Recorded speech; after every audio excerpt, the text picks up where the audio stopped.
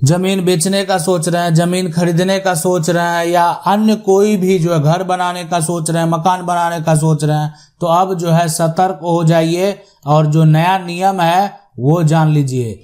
नया नियम अगर आपको नहीं पता है कि अब जो है क्या नया नियम हो गया है, तो आपको जानना बेहद जरूरी है। क्या होगा अब आपके साथ, कौन से कागज दिखाकर जो है जमीन का खरीद बिक्री हो जाएगा। यानी अगर जो क्रय है और जो विक्रय है, इसके लिए कौन सा कागज दिखाना होगा, क्या नियम है, क्या आपके पास वह कागज मौजूद है, क्या आप जमीन बेच पाएंगे या आप नहीं बेच पाएंगे।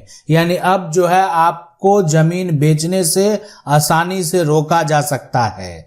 सरकार के द्वारा आए दिन बदलाव किए जाते हैं। क्या इस बदलाव से झगड़े, धोखाधड़ी ये खत्म हो जाएगा। सरकार के द्वारा जो नियम बनाए जाते हैं, सरकार के द्वारा जो कानून बनाए जाते हैं, उसमें उसके बाद अगर वो लागू होता है तो क्या विवाद जो है वो खत्म हो जाएगा। यानी अब फर्जीवाड़ा नहीं होगा, अब धोखाधड़ी नहीं होगा। तो देखें, सबसे पहले नियम बनाए जाते हैं, लेकिन जमीन की अगर कहीं भी क्रय और विक्रय अगर होता है, यानी खरीद बिक्री अगर होती है, तो इसमें सबसे एक बड़ा फायदा सरकार का भी होता है।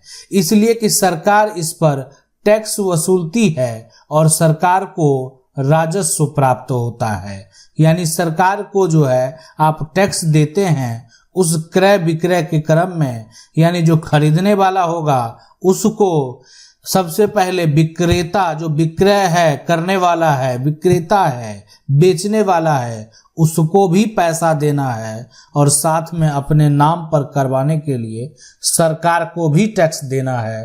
ये नियम है, तभी आपका ये दस्तावेज तैयार किया जाएगा। ये जो आप डॉक्यूमेंट देख रहे हैं तभी आपको मिलेगा, और उसके बाद आपको लगेगा कि हम संपत्ति के, प्रॉपर्टी के अब मालिक बन गए, जमीन हमने खरीद ली। लेकिन अब जो नियम है, जो नए नियम है, आखिर ये नियम क्यों लाए गए? झगड़े को समाप्त करने के लिए, धोखाधड़ी को खत्म करने के लिए। यानी जालसाजी करने वाला अब जालसाजी नहीं कर पाएगा। अगर कहीं विवाद है, वो विवाद भी खत्म हो जाएगा। यानी अगर जो नए प्रावधान है अगर उसको फॉलो किया जाए तो अक्सर आपको जो है ये नियम लगभग सभी राज्यों में देखने को मिलेगा। ये जो नियम है, अगर अब इस नियम की बात करें, सबसे पहले तो यहाँ पर क्या नियम है? ये जमीन जो आप देख रहे हैं, जमीन का टुकड़ा है, आप बेचना चाहते हैं, कोई भी प्लॉट आप बेचना चाहते हैं, तो अब ये आपसी झगड़े और धोखाधड़ी को समाप्त करने के लिए जो है, यानी क्या नियम लगाया गया कि जिसके नाम जो है वर्तमान में अगर जमीन है, एक तरह से जमीन जिसके नाम है, जिसके नाम है, वही बेचेगा। अब आप कहेंगे क्या पहले ऐसा नियम नहीं था? यानी जिसके नाम जमीन है वही यहाँ पर जो है बेचेगा। तो पहले ऐसा नहीं था। पहले इस जमीन के टुकड़े को अगर मान लेते हैं दादा के नाम है तो एक तरह से पोता भी बेच देता था, और एक तरह से पिता के नाम है, संपत्ति है, बेटा भी बेच देता था। तो ये यहाँ पर पहले का नियम था। लेकिन अब जो है अगर ऐसा नियम लाया गया तो आप समझ सकते हैं कि जिसके नाम प्रॉपर्टी है वही बेच सकता है। तो इसीलिए, लेकिन ये नियम जो है अक्सर लगाए जाते हैं, ज़्यादा समय तक चलता नहीं है। सरकार के द्वारा जो है ये नियम बदल भी दिए जाते हैं।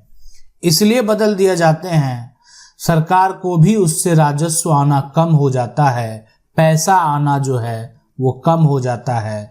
जमीन की खरीद बिक्री तो होती है, लेकिन उसका जो एक तरह से जमीन की रजिस्ट्री है वो ना होने के कारण सरकार को उसका टैक्स नहीं आ पाता है।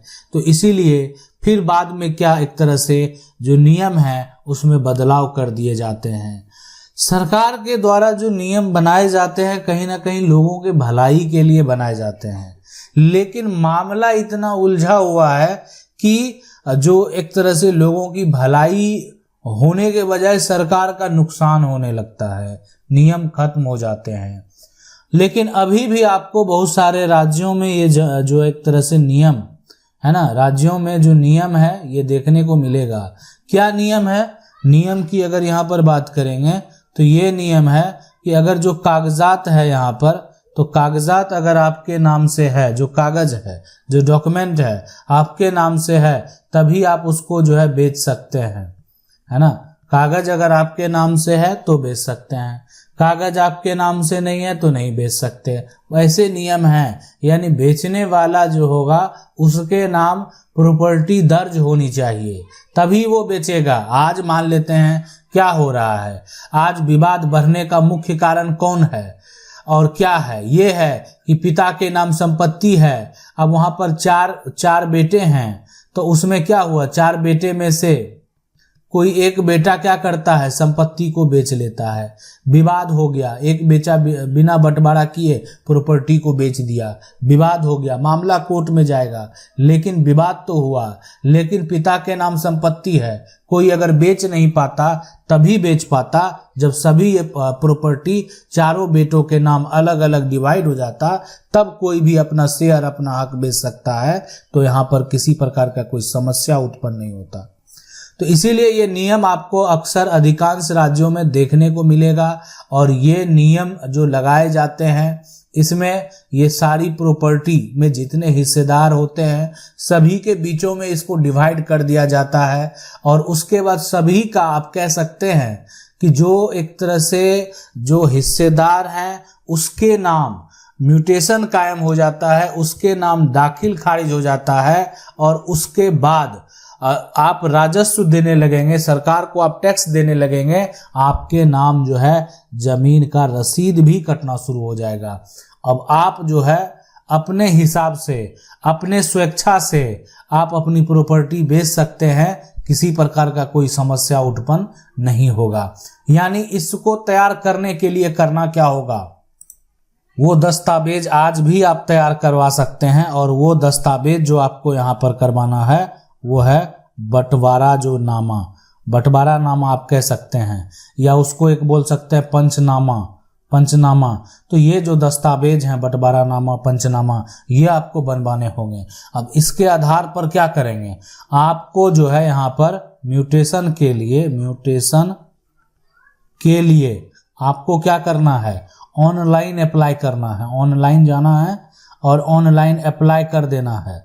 तो ये म्यूटेशन के लिए आपने अप्लाई किया पंचनामा के आधार पर। पंचनामा क्यों बना, आपका जो शेयर है, आपका जो हक है, इसके लिए बना।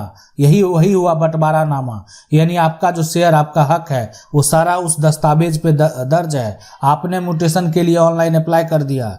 अब जो है, जो अंचल के एक तरह से रेवेन्यू ऑफिसर हैं, अंचल लेवल के जो रेवेन्यू ऑफिसर हैं, वहाँ पर जो है आपका सारा प्रोसेस किया जाएगा, वेरीफाई किया जाएगा। जो कर्मचारी पटवारी हैं उनके द्वारा वेरीफाई किया जाएगा।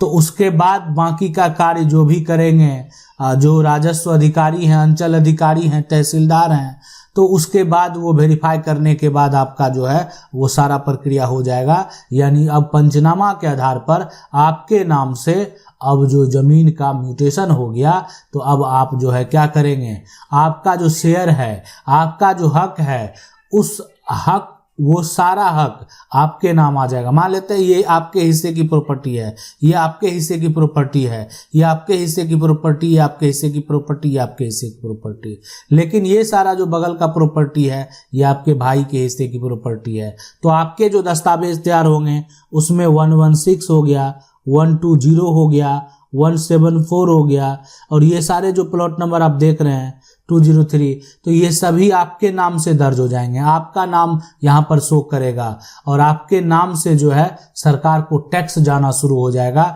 यानी सरकार को टैक्स जाएगा। तो अब इसके आगे क्या होगा, इसके आगे सबसे पहले अब ये जो टैक्स जाएगा तो इसको बेचेगा कौन, आप बेचेंगे। आपके नाम से दर्ज है, आप बेच सकते हैं, किसी प्रकार का कोई विवाद नहीं होगा, ना झगड़ा उत्पन्न होगा, और ना कभी भी धोखाधड़ी हो सकता है। इसीलिए जब खरीदने वाला भी जमीन खरीदने से पहले विक्रेता के नाम पर प्रॉपर्टी देखना शुरू कर देगा तो फिर कभी भी धोखाधड़ी नहीं होगा। इस बात को आप समझ लें। यानी अगर विक्रेता जो बेचने वाला है उसके नाम अगर संपत्ति है और आप उससे खरीद रहे हैं तो आपको कभी भी धोखा नहीं मिलेगा। ये होता है पूरा प्रक्रिया। इस तरीके से जो है अगर सारा एक तरह से सिस्टम काम करेगा तो कहीं ना कहीं जो विवाद है उसमें कमी आ सकती है। आशा करते हैं वीडियो अच्छा लगा होगा। वीडियो को लाइक जरूर कर दें। चैनल को पहली बार देख रहे हैं सब्सक्राइब करके जो बेल आइकन है उसको जरूर दबा लें। मिलते हैं अगले वीडियो में, तब तक के लिए जय हिंद।